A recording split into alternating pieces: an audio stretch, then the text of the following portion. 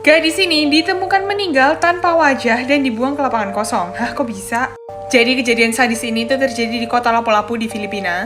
Dan korbannya tuh bernama Christine Lee Silawan, berusia 16 tahun. Jadi Christine ini di Filipina tuh tinggal bersama ibunya aja di sebuah rumah yang sangat sederhana. Dan ibunya ini udah berusia sekitar 46 tahun. Christine ini juga dikenal baik banget sama orang-orang sekitar. Dia tuh jarang banget buat keluar, jadi dia tuh lebih suka di rumah. Dan juga menghabiskan waktu dengan membaca buku. Sekalinya dia keluar, dia itu pergi ke gereja doang. Tapi walaupun begitu, Christine ini tetap main media sosial, yaitu Facebook. Dan pada tanggal 10 Maret 2019, Christine tuh ceritanya mau pergi dan pamit ke ibunya. Dia itu pamit untuk pergi ke gereja di dekat rumahnya. Ya udah dong, sama ibunya pasti dikasih. Tapi pada hari itu, sampai malam Christine tuh nggak pulang-pulang. Dan dari situ ibunya tuh panik banget, karena nggak seperti biasanya. Ibunya ini juga berusaha untuk menelpon Christine dan juga teman-temannya, cuma teman-temannya nggak ada yang tahu dan Christine tuh nggak angkat telepon.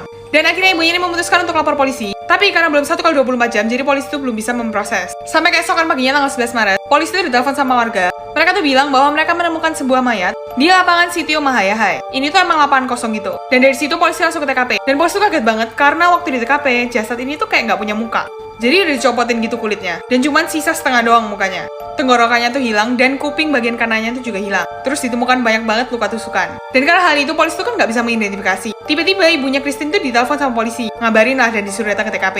Karena kan kemarin tuh ibunya telepon dan ngelaporin kalau misalnya anaknya tuh hilang. Jadi ya polisi tuh cuman memperkecil kemungkinan. Dan waktu sampai di TKP, namanya ibu dia tuh pasti hafal gimana postur bentuk tubuh anaknya. Dan beneran ternyata itu Christine. Nah, tiba-tiba polisi tuh menerima panggilan dari seorang warga. Dia tuh ngelapor kalau kemarin sekitar jam setengah 2 malam, mereka tuh mendengar kayak suara anjing kayak saling menjenggong gitu dan kenceng banget. Tapi karena udah malam, jadi mereka tuh nggak ngecek. Polisi kan terus melakukan investigasi. Tapi sayangnya polisi tuh tidak menemukan apa-apa. Kayak nihil gitu loh. Akhirnya polisi tuh ngecek CCTV gereja. Dan sekitar jam setengah 7 malam, Christine tuh emang terlihat lagi jalan sama seorang laki-laki yang pakai topi, jadi nggak gitu kelihatan mukanya. Dan polisi tuh juga ngecek profil Facebooknya Christine. Dan ternyata Christine tuh kenalan sama seorang cowok yang bernama CJ Diaz dan dia itu berusia 17 tahun. Dan pada tanggal 16 Maret, polisi tuh tahu-tahu menangkap John yang adalah mantan pacarnya Christine. Karena dia tuh juga berusia 17 tahun. Tapi akhirnya tanggal 20 Maret atas permintaan jaksa, John ini akhirnya dibebaskan. Karena nggak ada bukti emang yang nunjukin kalau John itu pelakunya. Dan tiba-tiba tanggal 9 April, ada seorang pria berusia 43 tahun bernama Renato Lines. Dia tuh ngaku kalau dialah yang membunuh Christine. Akhirnya polisi tuh datang ke rumahnya Renato buat cari barang bukti. Dan di dalam rumahnya polisi tuh menemukan senjata ilegal. Jadi Renato ini kena pasal berlapis.